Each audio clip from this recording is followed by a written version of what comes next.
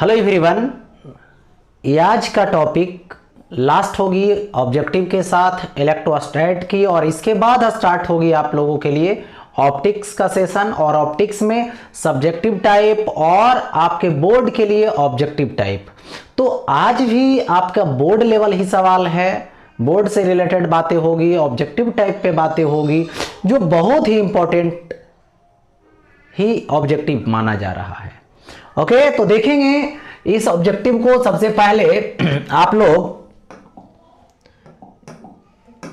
First objective है आवेशित चालक की स्थितिज ऊर्जा होती है, यानी potential energy of A charge conductor.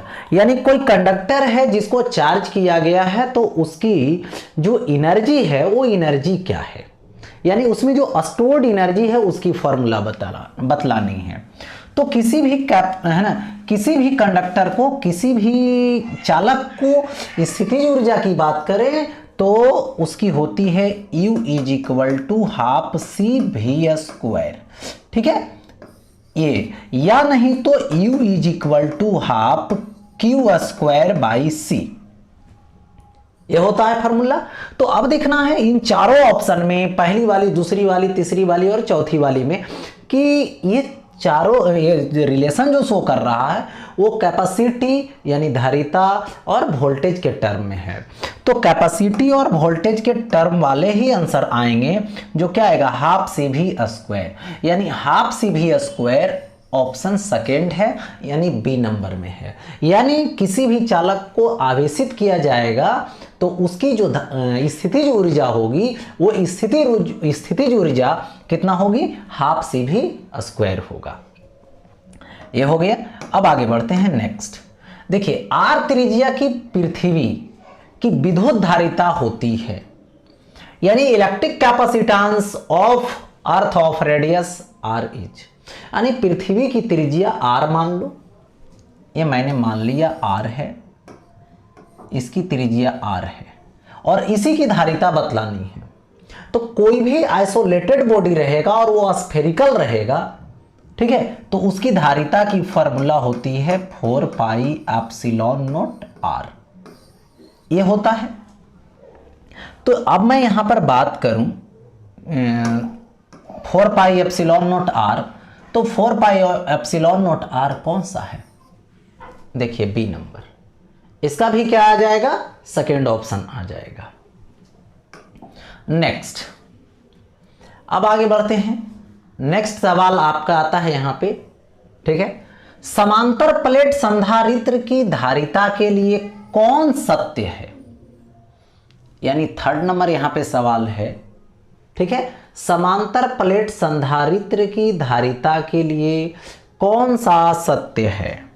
ठीक है, यानी यहां पे दे रखा है which of the following is correct for the capacity of A parallel plate capacitor, यानी पैरेलल प्लेट कैपेसिटर की बात कर रहा है। तो देखिए, एक प्लेट ये हो गया और एक प्लेट ये हो गया, इसके बीच की जो सेपरेशन है ये डी है, इसका प्लेट एरिया ये है।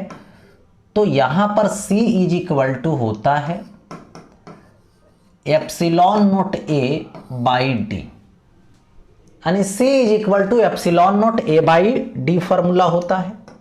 ठीक है, तो कौन सा ऑप्शन करेक्ट होगा, एप्सिलॉन नोट ए और बाई डी, यानी कौन सा, तो यहां पे फर्स्ट ऑप्शन करेक्ट होगा, ये देखिए। ठीक है, तो ये हो गया। अब आगे बढ़ते हैं नेक्स्ट। देखिए, एप्सिलॉन नोट का मात्रक है, इसमें से कौन सा है। ठीक है, तो यहीं से देखो कन्वर्ट कर देता हूं।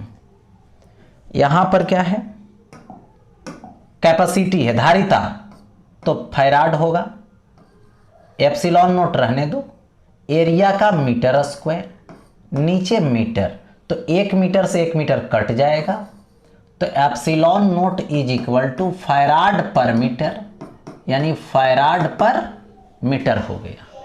तो फैराड पर मीटर इसमें देखो कौन सा है, ठीक है, फैराड पर मीटर, तो फैराड पर मीटर देखिए ये वाला है, बी नंबर हो गया। अब आगे बढ़ता हूं नेक्स्ट। अब इसमें है कि समांतर प्लेट संधारित्र की धारिता है।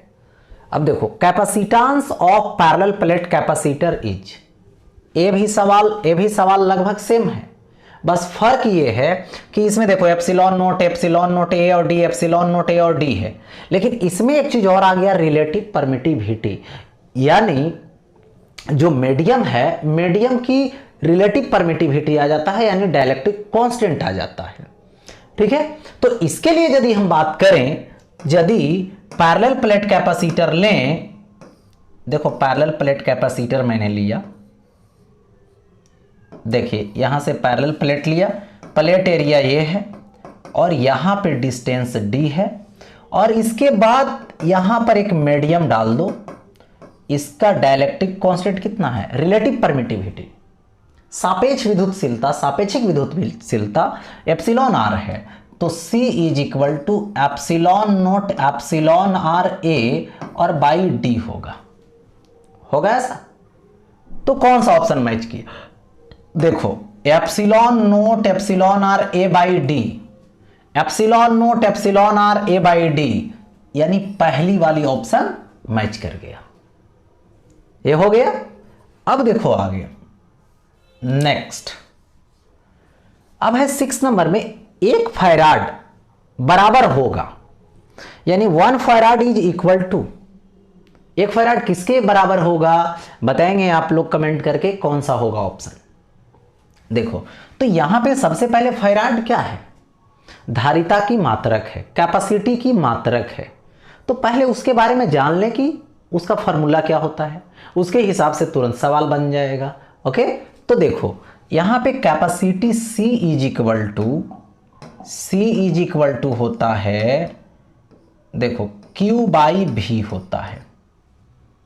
ठीक है, तो Q का क्या होगा, कूलॉम होगा, बाई क्या आएगा, वोल्ट आएगा, तो इसको लिखेंगे 1C पर वोल्ट, यानी 1 कूलॉम पर वोल्ट। तो 1 कूलॉम पर वोल्ट कौन सा है, देखिए तो इसका कौन सा ऑप्शन मैच करेगा, तो देखिए यहां पे सेकेंड वाला मैच कर रहा है। ठीक है, 1 कूलॉम पर वोल्ट हो गया। नेक्स्ट सवाल बढ़ता हूं, 7 नंबर, किसी समांतर प्लेट संधारित्र की धारिता निर्भर नहीं करता है, यानी समांतर प्लेट की जो धारिता है, समांतर प्लेट संधारित्र की धारिता वो किस पर निर्भर नहीं करता है।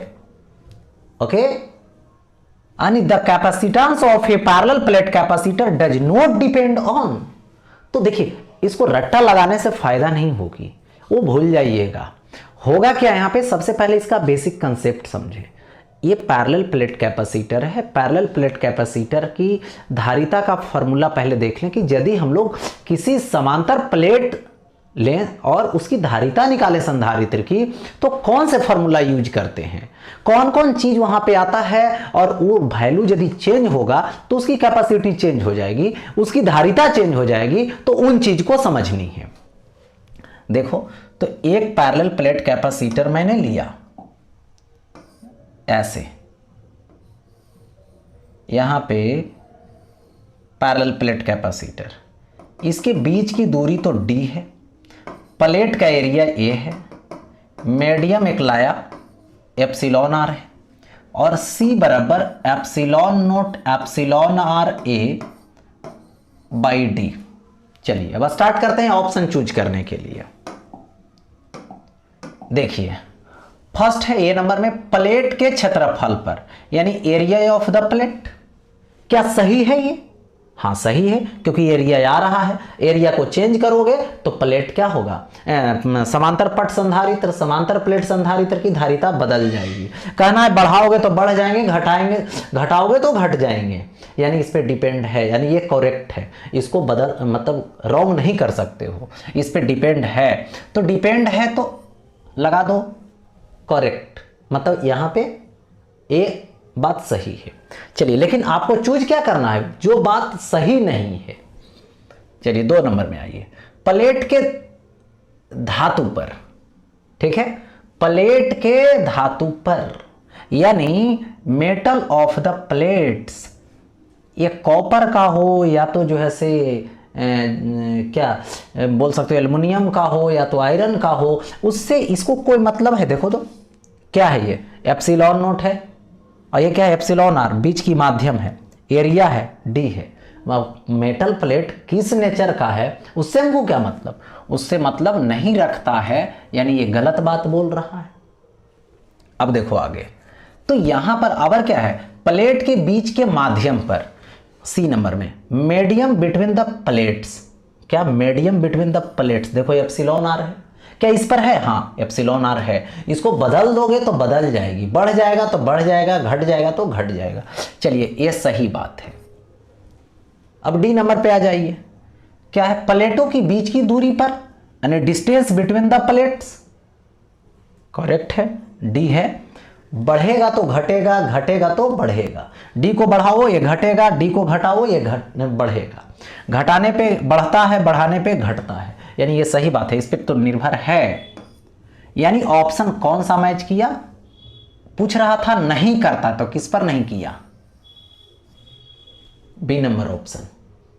ओके, यानी इसका करेक्ट जवाब कौन सा है, बी, इस पर नहीं निर्भर करता है। ये तो हो गया। चलिए आगे बढ़ता हूं, नेक्स्ट। अगर है 8 नंबर में, किसी आवेशित संधारित्र के संग्रहित तथा आवेशित प्लेट पर कुल आवेश होगा, यानी सम ऑफ चार्ज ऑन कलेक्टिंग, है ना, collecting and conducting plate of A charge capacitor is. देखिए कोई भी कैपेसिटर लोगे तो उसमें 2 प्लेट होता है, ठीक है, यानी यहां पर एक प्लेट तो ये है, देखिए एक प्लेट ये है, एक प्लेट ये है, कैसा हूं, कंडक्टर प्लेट रहता है, लेकिन एक प्लेट पे चार्ज प्लस क्यू, दूसरे प्लेट पे चार्ज माइनस क्यू, यानी जितना जो है से इस पे चार्ज है उतना ही निगेटिव इस पर रहता है, यानी दोनों प्लेट की बात कर रहा है, ठीक है। कौन कौन, संग्रहित तथा आवेशित, तो दोनों पे बात जब करें तो क्या हो जाएगा, दोनों का सम निकालो, इसको और इसको, दोनों प्लेट का सम निकालो चार्ज का, तो जितना प्लस है उतना माइनस, यानी क्या हो जाएगा, 0 हो जाएगा, ठीक है। इसका मतलब है कि 0, कौन सा ऑप्शन मैच किया, तो यहां पे 0 ऑप्शन मैच कर गया, ठीक है। अब देखो आगे next, 2 capacitors each of capacity C are connected in parallel, the equivalent capacity is, यानी 2 समान है, धारिता C है, वाले संधारित्र को समांतर क्रम में जोड़ने पर उसकी समतुल्य धारिता होती है। यानी 2 जो है से एक जैसा संधारित्र ले लो, दोनों की धारिता सेम है, C है, दोनों को पैरेलल कॉम्बिनेशन में कनेक्ट करना है, यानी कॉम्बिनेशन कैसा बनाना है, पैरेलल बनाना है, तो उस केस में उसका समतुल्य धारिता क्या होगी। यानी देखिए यहां पे 2 कैपेसिटर लिया मैंने, एक कैपेसिटर ये लिया, कैपेसिटी C है, दूसरा कैपेसिटर मैंने ये लिया, कैपेसिटी C है, दोनों को मैंने ऐड कर दिया, दोनों कौन कॉम्बिनेशन में है, तो समांतर में है, तो समांतर में धारिता क्या होगी, 2C होगी। समांतर में धारिता क्या होता है, CC, दोनों जुट जाता है, डायरेक्ट जुड़ जाता है सीरीज समांतर में, तो यहां पे क्या हो जाएगा, ऑप्शन नंबर कौन सा करेक्ट होगा, 2C, यानी 2C, पहली वाली ऑप्शन करेक्ट हो गया। गुड, आशा करते हैं समझ में आ गया होगा ये। अब आगे देखिए नेक्स्ट, 10 नंबर में है, the energy stored per unit volume between 2 plates of A parallel plate capacitor will be, यानी समांतर प्लेट संधारित्र द्वारा प्रति इकाई आयतन में ऊर्जा संग्रह होता है, तो इसकी फॉर्मूला होती है यूनिट वॉल्यूम में, यानी एनर्जी डेंसिटी इसको बोलते हैं, ऊर्जा घनत्व बोलते हैं, जो होता है इलेक्ट्रिक के लिए 1/2 एप्सिलॉन नॉट E², यानी देख लो 1/2 एप्सिलॉन नॉट E², कौन सा ऑप्शन मैच करेगा, क्या पहली वाली है तो नहीं है, दूसरी वाली है नहीं है, तीसरी वाली है नहीं है, मिल गया कहां पे जाके, चौथी वाली 1/2 एप्सिलॉन नॉट E²। ओके आगे बढ़ता हूं, 11 नंबर, देखो 11 नंबर क्या है, सो देखो 9 किलोमीटर त्रिज्या वाले गोलीय चालक की विद्युत धारिता होगी, यानी electrical capacity of spherical conductor of radius 9 kilometre is, यानी देखो ये एक स्फेरिकल कंडक्टर है, गोलीय चालक है, जिसकी त्रिज्या आर की वैल्यू यहाँ पर दे दिया गया 9 किलोमीटर, यानी 9 इंटू 10⁻³ मीटर। ओके, अब देखो ये है क्या, स्फेरिकल है, गोलीय है, तो गोलीय चालक की जो धारिता होती है उसकी फॉर्मूला क्या होता है, C = 4πε0r, 4πε0r ये होता है। अब देखो इसकी वैल्यू क्या होती है जरा ये समझ लें, 1/4πε0 = 9 इंटू 10⁹ इन SI, किसमें, SI में, ठीक है, न्यूटन मीटर स्क्वायर पर कूलम स्क्वायर में। तो यहां पर इसकी वैल्यू क्या होगा, उल्टा रखना पड़ेगा, 9 इंटू 10⁹, आर की वैल्यू 9 इंटू 10⁻³। 9 ने 9 को बर्बाद कर दिया, बर्बादम करिष्यति। अब देखो ऊपर जाएगा तो 10⁻⁻⁹ 10⁻³ 10⁻⁻⁶ इतना फैराड आया, यानी ये लिखोगे 1 माइक्रोफैराड। ओके, आ गया 1 माइक्रोफैराड। देख लीजिए 1 माइक्रोफैराड कौन सा मैच किया, तो 1 माइक्रोफैराड मैच किया, यहां पे देखिए ये नंबर एक करेक्ट हो गया, तो 11 नंबर सवाल तो सॉल्व हो गया। अब आगे बढ़ता हूं नेक्स्ट, यहां पर 12 नंबर अब आते हैं, प्रभावी धारिता 5 माइक्रोफैराड, यानी समतुल्य धारिता जो है वो 5 माइक्रोफैराड है, ठीक है, को प्राप्त करने के लिए सिर्फ 2 माइक्रोफैराड के कम से कम कितने संधारित्र की आवश्यकता होगी, यानी हमारे पास बहुत सारे 2-2 माइक्रोफैराड का कैपेसिटर है और उसको कम से कम कितना नंबर यूज करेंगे उसका, कि उसको यूज करके हमको समतुल्य धारिता बनाना है 5 माइक्रोफैराड। कितना बनाना है, तो 5 माइक्रोफैराड बनाना है, तो कम से कम कितना चाहिए। तो देखिए सबसे पहले ये ध्यान दें कि यदि हम 2 पहले लें, 2 और इन दोनों को पैरेलल पहले जोड़ दें, तो ये क्या है, 2 माइक्रोफैराड, 2 माइक्रोफैराड, तो इन दोनों को क्या हो जाएगा, दोनों का सम क्या हो गया, महत्तम 4 माइक्रोफैराड, क्योंकि 2 को सीरीज में जोड़ोगे तो न्यूनतम मिलेगा और 2 को पैरेलल में जोड़ोगे तो महत्तम मिलेगा। महत्तम वैल्यू निकाल लिए न्यूनतम नंबर मिलाकर, तो सबसे कम संख्या मिलाएं, 4 माइक्रोफैराड पहुंच गया। अब बचा है कितना, 1 माइक्रोफैराड और चाहिए, ठीक है, 1 माइक्रोफैराड मुझे और चाहिए, ठीक है। तो 1 माइक्रोफैराड के लिए इसके साथ जोड़ना है 1 माइक्रोफैराड, लेकिन 1 माइक्रोफैराड वाला आपके पास तो है नहीं, ठीक है, आपके पास है कितना वाला, 2 माइक्रोफैराड वाला, तो 2 माइक्रोफैराड वाला है तो ऐसा करो 2 को मिला दो, सीरीज में मिला दो, यानी दोनों को क्या करो, सीरीज में लाकर इसके साथ जोड़ दो, तो 2 माइक्रोफैराड 2 माइक्रोफैराड, ये दोनों सीरीज में है तो 1 माइक्रोफैराड हो जाएगा। फिर इन तीनों क्या हो जाएगा, यहां पर हो जाएगा 2 माइक्रोफैराड 2 माइक्रोफैराड और 1 माइक्रोफैराड, तो 2 2 4 और 1 5, यानी कितना कैपेसिटर यूज हुआ, 2 और 2, यानी 4 कैपेसिटर कम से कम यूज करना पड़ेगा, इससे कम और नहीं हो सकता है। तो 4, तो यहां पे कौन सा ऑप्शन करेक्ट हुआ, ए।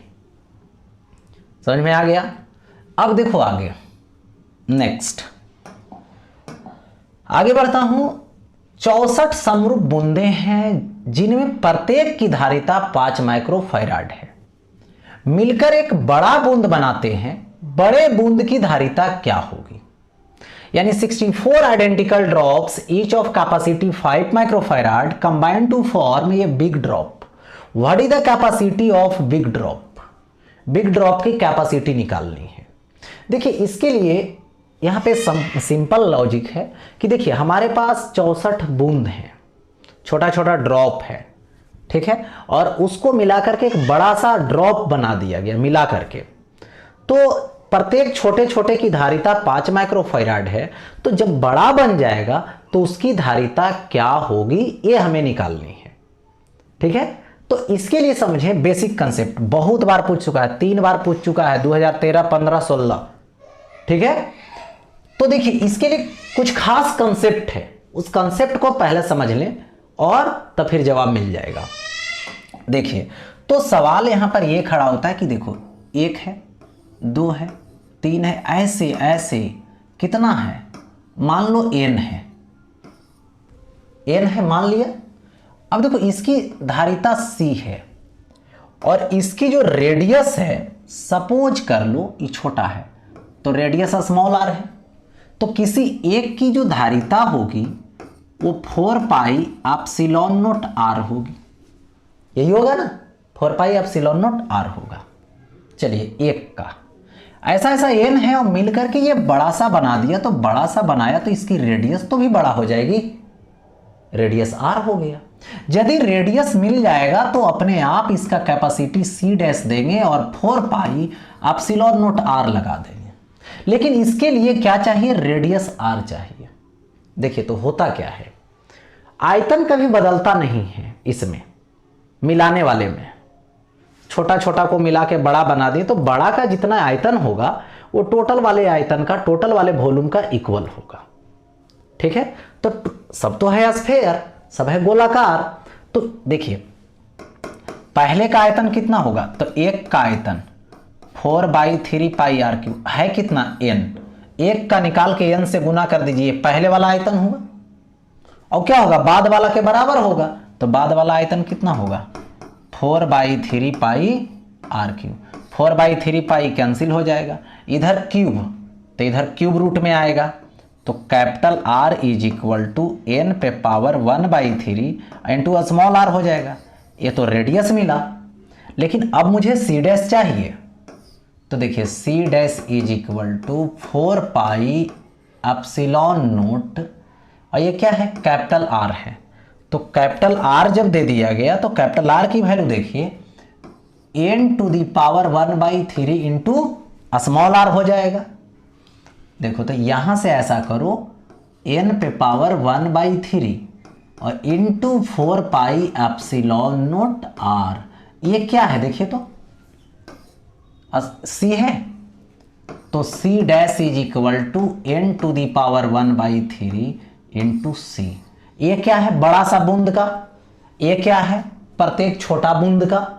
तो लॉजिक निकल गया, ये ट्रिक मिल गया, ठीक है। और इसी ट्रिक पे अब क्या करेंगे, सवाल को तुरंत सॉल्व कर देंगे। तो क्या हो जाएगा, यहां पे c की वैल्यू कितना है, 5 माइक्रोफैराड है, ओके, ये हो गया 5 माइक्रोफैराड, 5 माइक्रोफैराड। n कितना है, तो 64 है, दे दिया गया ऐसा। तो यहां पे अब क्या लिखोगे, मुझे बड़ा सा निकालना है, c डैश बड़ा का, तो c डैश का ट्रिक क्या होता है, n पे पावर 1/3 इंटू c, तो n की वैल्यू 64 का whole to the power 1/3 into 5 microfarad. इसका 64 का क्यूब रूट निकालोगे तो 4 आएगा, क्योंकि 4 चौके 16, 16 चौके 64, इसको 4 का क्यूब लिख दो और पावर 1/3 है तो वो तो कैंसिल हो जाएगा, तो कितना हो जाएगा 4 इंटू 5 माइक्रोफैराड यानी 20, 5 चौके 20 माइक्रोफैराड आएगा, यानी 20 माइक्रोफैराड। तो 20 माइक्रोफैराड किसका होगा, देखिए इसका होगा। ये क्लियर हो गया, इस तरीके से सॉल्व हो गया। आगे बढ़ता हूं नेक्स्ट। अब देखिए यहां पर दे दिया गया the charge on plate X in the given figure is, दिए गए चित्र में प्लेट X, तो X प्लेट कौन है, ये वाला, ठीक है, ये है। तो X पर आवेश है, यहां पर x पे आवेश है, तो आवेश कितना है ये निकालना है मुझे। तो सबसे पहले देखिए, अच्छा ये है क्या, लो वोल्टेज, यहां पे क्या है, हाई वोल्टेज। देखो हाई वोल्टेज वाला प्लेट पॉजिटिव होगा, लो वोल्टेज वाला प्लेट नेगेटिव होगा। दोनों के बीच का पोटेंशियल डिफरेंस होगा कितना, ये पहले निकाल लो, क्योंकि कैपेसिटी मालूम है, C मालूम है 2 माइक्रो फैराड, C कितना है तो 2 माइक्रो फैराड है। अब देखिए वोल्टेज निकाल लो, तो V पोटेंशियल डिफरेंस 20 माइनस 10 यानी 10 वोल्ट, ठीक है। और ये तो पक्का पता है कि इस पे नेगेटिव होगा इस पे पॉजिटिव होगा, लेकिन दोनों पे इक्वल होगा, तो Q इज इक्वल टू सी भी। तो C का वैल्यू कितना है, 2 माइक्रो फैराड है, 2 माइक्रो लगाओ और 10 वोल्ट लगा दो, यानी देखो Q इसका यूनिट क्या दोगे, कूलॉम दोगे, है ना। फैराड और वोल्ट हटाइए तो क्या हो जाएगा 20, 2 इंटू 10 20 माइक्रो कूलॉम। कैसा नेचर का होगा, नेगेटिव नेचर का। कौन प्लेट पर पूछा है, एक्स पे पूछेगा तो नेगेटिव नेचर का होगा। क्यों, क्योंकि ये लो वोल्टेज वाला जुड़ा हुआ है, क्योंकि 10 वोल्ट छोटा है 20 वोल्ट बड़ा है। तो एक्स हो गया क्या चीज, नेगेटिव, और वाई पे पूछता तो क्या लगाते, पॉजिटिव, ठीक है। तो कौन सा होगा, 20 माइक्रो कूलॉम होगा, लेकिन कैसा नेचर का, नेगेटिव नेचर का। नेगेटिव नेचर का 20 माइक्रो कूलॉम, यानी ए में तो पॉजिटिव है, बी में नेगेटिव, यानी कौन सा ऑप्शन करेक्ट हुआ, तो बी नंबर ऑप्शन करेक्ट हो गया। ओके, अच्छा चलते हैं आगे, नेक्स्ट सवाल की तरफ। 15 नंबर देखिए, the equivalent capacity between A and B is, यानी ए तथा बी के बीच समतुल्य धारिता क्या होगी। तो 2 पॉइंट है, एक ये है और एक यहां पर बी पॉइंट है, यानी 2 पॉइंट है, दोनों पॉइंट के बीच हमें समतुल्य धारिता निकालनी है। तो क्या करोगे, ए और बी के बीच पहले देखो, सबसे पहले तो ये है यहां पर लॉजिक कि ए और ए से बी चलेंगे तो पहले 2 मिलेगा समानांतर, तो समानांतर मिलेगा तो समानांतर में सीधे जोड़ दीजिए, तो कितना आएगा 3 और 2 5, यानी ये तो लॉजिक अब बन गया, ये हो गया और ये दोनों मिला के कितना हो गया 3 और 2 5 माइक्रो फैराड। फिर एक आगे मिलेगा जाके कितना 4 माइक्रो फैराड, और ये कौन सा पॉइंट बी, ये दोनों कौन सा कॉम्बिनेशन, तो यहाँ पे ये दोनों है, देखो यहाँ पे सीरीज कॉम्बिनेशन। तो सीरीज कॉम्बिनेशन में क्या होता है 1/c equivalent 1/c1 plus 1/c2, 1/c equivalent is equal to 1/c1, यानी 5 प्लस 1/4। तो इसको ऐसे लिख सकते हो 1/c इक्विवेलेंट, 5 और 4 का एलसीएम ले लो तो क्या हो जाएगा, 5 ने 5 को बर्बाद किया 4 ने 4 को बर्बाद किया 5, तो क्या आ जाएगा 1/c equivalent is equal to 4 और 5 9 और by 20, so c equivalent is equal to 20/9 microfarad. That's all, 20/9 microfarad. कौन सा ऑप्शन मैच किया, जरा देख लीजिए, ये पहली वाली मैच कर गया, इसको लिख दूंगा। अब देखो नेक्स्ट, आगे बढ़ता हूं, ठीक है। अब इसमें आता है नेक्स्ट में, एक प्रावैधुत समांतर पट्टिका संधारित्र की पट्टियों के बीच डाल देने पर धारिता का मान, यानी if A dielectric is placed between 2 plates of A parallel plate capacitor the value of capacitance, यानी सिंपल समझिए, एक पैरेलल प्लेट कैपेसिटर है, ठीक है, और उस प्लेटों के बीच क्या कर दो, मीडियम डाल दो। तो मीडियम डाल देते हो तो उसकी धारिता पे क्या प्रभाव पड़ेगा। अच्छा देख लो, बिना मीडियम वाला, ये है बिना मीडियम वाला, प्लेट एरिया ए और सेपरेशन है डी, तो इसका होता है C is equal to epsilon naught A और बाई डी। चलिए पहला कंसेप्ट हो गया। यदि इन प्लेटों के बीच कोई मीडियम डाल दो, जो एप्सिलॉन आर है, ए है और ये डी है, तो सी डैश रखो, एप्सिलॉन नोट, और ये क्या हो जाएगा, ये हो जाएगा एप्सिलॉन आर ए, और ये होगा बाई डी। तो ये C dash is equal to, देखो एप्सिलॉन आर बाहर कर लो, epsilon naught A by D मतलब सी, यानी एप्सिलॉन आर गुना हो जाता है मीडियम डालने से, और एप्सिलॉन आर का वैल्यू एयर को छोड़ करके, एयर का 1 होता है, दूसरा मीडियम डालोगे तो 1 से बड़ा होता है, यानी सी डैश क्या हो जाएगा, बड़ा हो जाएगा, किससे, एयर वाला से, यानी मीडियम डाल दोगे तो बढ़ जाएगा, क्योंकि एप्सिलॉन आर क्या हो जाता है, पहले वाले कंडीशन में जिस समय हवा सिर्फ रहता है उसका गुना बन जाता है, वो जाके मल्टीप्लाई हो जाता है, यानी बढ़ाएगा, बढ़ाएगा यानी बढ़ता है ना, यहां पर बढ़ता है तो कौन हो जाएगा, बढ़ता है ये, यानी इंक्रीज। ये ऑप्शन करेक्ट हो गया। चलिए यहां पे कंसेप्ट हो गया इसका, इस तरीके से सोच सकते हो कंडीशन लगाकर, यानी ऐसे भी मीडियम डालने से कैपेसिटी बढ़ जाती है। अब देखो आगे, यहां पे दे रखा है 2 capacitor C1 2 microfarad, C2 4 microfarad are connected in series, किसमें कनेक्ट है, सीरीज में, and a potential difference of 1200 volt is applied across it, the potential difference across 2 microfarad will be, यानी 2 माइक्रोफैराड के बिटवीन कितना होगा ये बतलाना है। यानी C1 और C2 जो है 2 संधारित्र है, देखो श्रेणी क्रम में जोड़ा जाता है, उनके सिरों के बीच इतना वोल्ट का विभवांतर आरोपित किया जाता है, 2 माइक्रोफैराड वाले संधारित्र के सिरों के बीच का विभवांतर होगा। यानी सबसे पहले देखिए लॉजिक यहाँ पे क्या है, लॉजिक क्या है, सो देखो एक कैपेसिटर ये है C1, एक कैपेसिटर ये है जो C2 है।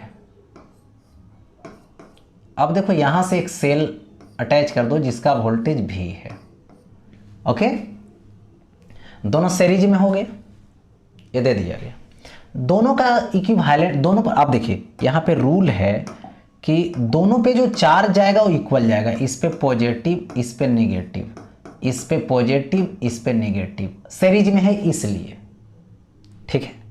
तो Q का वैल्यू निकाल लो, Q का वैल्यू निकालने के लिए वोल्टेज चाहिए और टोटल कैपेसिटी चाहिए कि कितना बैटरी ने चार्ज भेजा, ठीक है, ओके। चलिए तो यहाँ पे C इक्विवेलेंट निकालना है, तो C इक्विवेलेंट जब निकालोगे तो 1/C इक्विवेलेंट, 1/C1, C1 की वैल्यू कितना है 2 प्लस 1/C2, तो ये हो गया 4, तो 1/C इक्विवेलेंट 2 और 4, तो 4, 2 प्लस 1 हो जाएगा, यानी सिंपल में समझो तो C equivalent is equal to 4/3 आ जाएगा। ये कितना आ गया, 4/3 आ गया माइक्रोफैराड। अब देखो Q निकालोगे तो C इक्विवेलेंट इंटू V, तो C इक्विवेलेंट 4/3 इंटू V का वैल्यू कितना है 1200, यानी 1200, इतना माइक्रो कूलॉम देगा। कैंसिल आउट कर दीजिए, इसको कैंसिल कर दीजिए तो ये 400 आ जाएगा, 4 तिया 1200, तो ये हो गया यहाँ पर कितना 4 चौके 1600, यानी Q बराबर 1600 माइक्रो कूलॉम हो गया, ओके। यानी कितना चार्ज गया, तो 1600 माइक्रो कूलॉम इस पर भी और इस पर भी। अब क्या करना है, इसका वोल्टेज लेना है हमें, तो इसका जो वोल्टेज होगा इसका, तो इसका आवेश तो मालूम है, इसका कैपेसिटी हमें मालूम है, तो आसानी से अब क्या करेंगे, इसका वोल्टेज निकाल देंगे।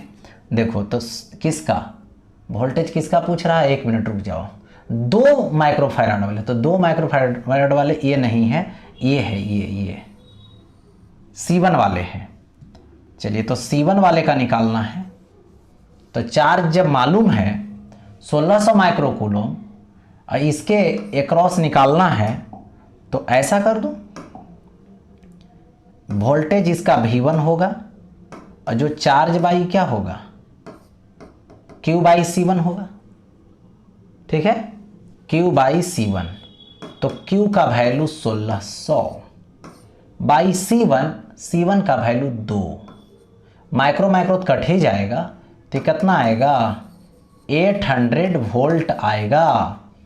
आ गया 800 वोल्ट, तो इसके अक्रॉस 800, तो इसके लिए 1200 में 800 तो ही हो गया, तो 400 बचेगा इसके लिए, ठीक है।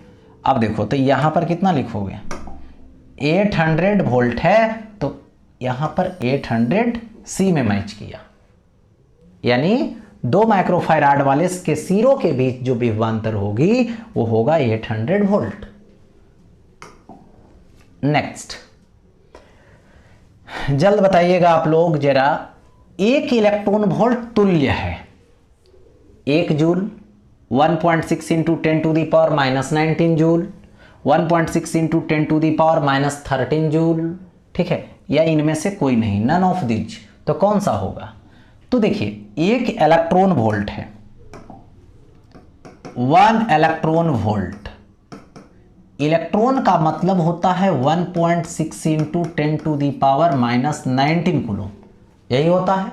ये क्या है, वोल्ट है, वोल्ट मतलब 1 जूल पर कूलम, कूलम कूलम कैंसिल, तो 1.6 into 10⁻⁻19 joule, that means solve.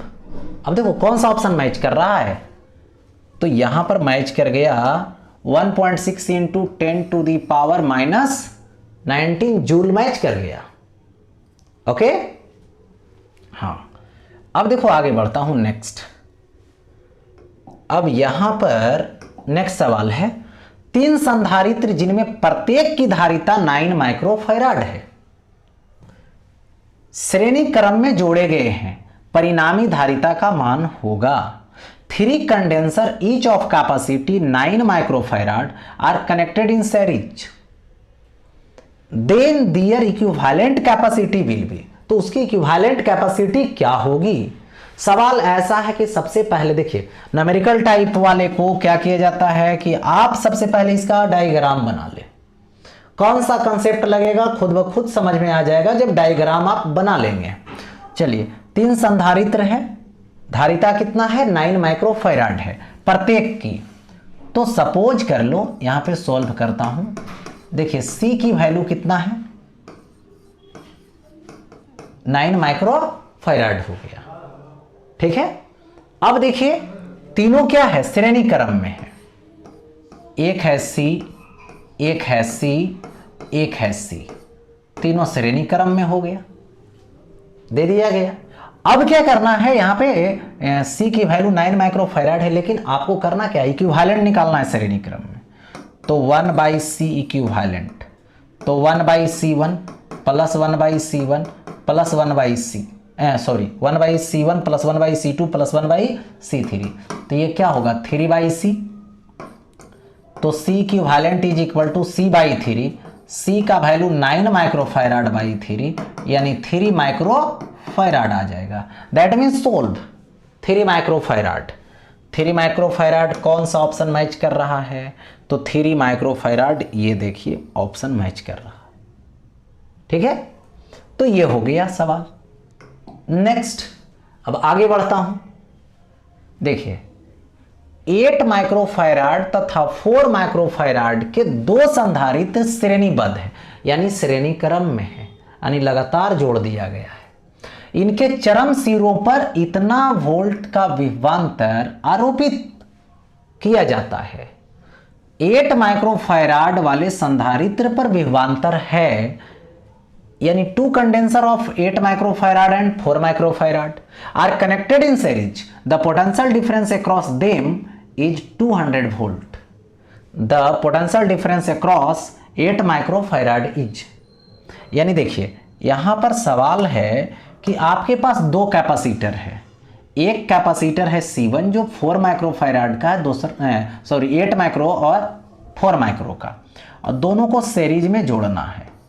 तो ये हो गया C1 जो हो गया 8 माइक्रोफैराड का, ओके, और एक हो गया C2 जो हो गया 4 माइक्रोफैराड का, और यहां पर एक सेल जोड़ दो, जोड़ दिए, जो कितना का है 1200 वोल्ट का है, दे दिया गया ऐसा। अब क्या करो कि सबसे पहले इस पे कितना चार्ज जाएगा ये निकाल लो, तभी आप किसी पर भी वोल्टेज निकाल सकते हो। देखो इस पे चार्ज जा रहा है प्लस क्यू, इधर वाला पे माइनस क्यू, इस पे प्लस क्यू, इस पे माइनस क्यू, दोनों पे इक्वल इसलिए भेजा गया क्योंकि जो रास्ता है वो एक ही है। सीरीज कॉम्बिनेशन में, श्रेणी क्रम में सभी कैपेसिटर पे चार्ज सेम होता है, इक्वल आवेश होती है, बराबर आवेश से आवेशित होता है सभी प्लेट। ओके, दे दिया गया ऐसा। तो चार्ज निकालना है सबसे पहले, तभी आप निकाल पाओगे। यानी किसके अक्रॉस निकालना है? 8 माइक्रोफैराड के अक्रॉस। तो 8 माइक्रोफैराड तो यही है, इसके अक्रॉस वोल्टेज निकालनी है। ओके, तो इसके लिए चार्ज की जरूरत है। चार्ज कौन देने वाला है? बैटरी देने वाला है। बैटरी जब चार्ज भेजेगा तो टोटल कैपेसिटी देख के भेजेगा इस सर्किट में कि इस सर्किट का टोटल क्या है कैपेसिटी। ठीक है, देखो तो पहले कैपेसिटी निकाल लो। 1/C is equal to 1/C1, तो C1 हो गया 8 माइक्रोफैराड, C2 हो गया 4, यानी 1/C is equal to 8 LCM। तो 1 अब प्लस 2 यानी 3/8, तो C is equal to 8/3 microfarad. तो Q is equal to CV, तो C का वैल्यू कितना है? 8/3, यानी ये कितना आ जाएगा? 1200। तो 1200 यानी कितना आएगा? 400, यानी 4 1200, तो 8 चौके 32, यानी 3200 कूलम आ जाएगा। आ गया। अब क्या करनी है? वोल्टेज इसका निकालना। तो इसका वोल्टेज को V1 मान लो, तो V1 is equal to Q/C1। तो Q का वैल्यू यहाँ पे आएगा 3200 माइक्रो कूलम आएगा, तो ये हो गया 3200 माइक्रो कूलम। और बाई C1, तो माइक्रो तो इसको रखोगे, माइक्रो तो काट देगा, तो 8 बचेगा।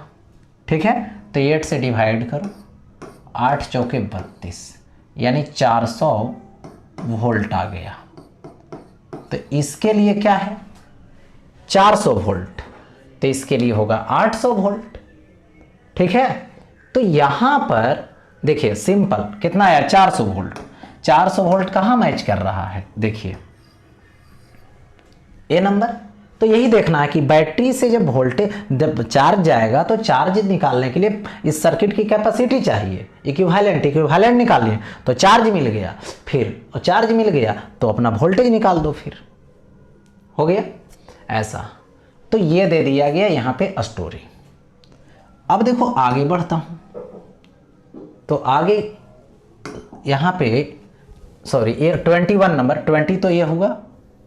एक और सवाल है यहीं पे, देखो सवाल यहां पे दे रखा है 21। यदि 1000 बूंदे हैं, समान आकार है एवं जिनमें प्रत्येक की धारिता 5 माइक्रोफैराड है, यानी देखो n की वैल्यू कितना है? 1000, यानी 10 पर पावर 3 दे सकते हो। प्रत्येक की कैपेसिटी C है, C की वैल्यू कितना है? 5 माइक्रोफैराड है। ठीक है, मिलकर एक बड़ी बूंद बनाती है, तो बड़ी बूंद की धारिता होगी, बड़ा बूंद बनाएगा उसकी धारिता बताना है।